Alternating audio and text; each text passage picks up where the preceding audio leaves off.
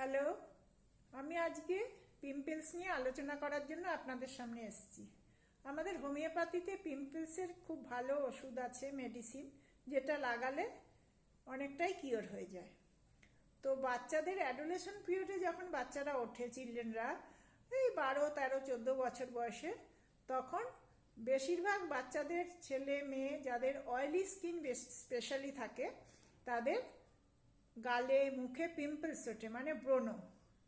তো সেটার জন্য সেই পিম্পলস বা ব্রণ যাতে কম হয় তার জন্য কি করতে হবে না, বাচ্চাদের যাদের হয় তাদের প্রচুর ওয়াটার ইনটেক করতে হবে, জল বেশি করে খেতে হবে যাতে স্টুলটা ক্লিয়ার হয়, শাকসবজি বেশি করে খেতে হবে, ভেজিটেবল খেতে হবে।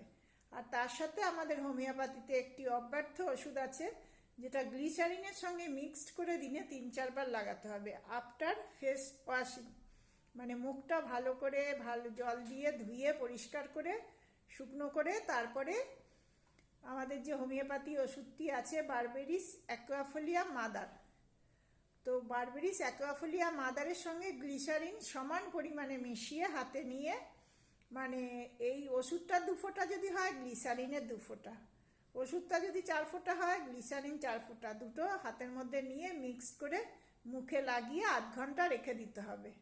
এইভাবে আপনারা কিছুদিন লাগালে ক্লিয়ার হয়ে যাবে। আর যদি বারবার হয় তার জন্য তো মেডিসিনই খেতে হবে, কিন্তু যখন হবে এরকম করে লাগাতে পারেন। আর যে কেউ যদি এটা স্কিনে লাগায় তো স্কিনে গ্লো করে, এবং যে কোনো বয়সেরই ছেলে মেয়ে যে কেউ লাগাতে পারে। তো হোমিওপ্যাথি ওষুধটার নাম হচ্ছে berberis aquifolium mother for pimples, মানে ব্রণ। Thank you.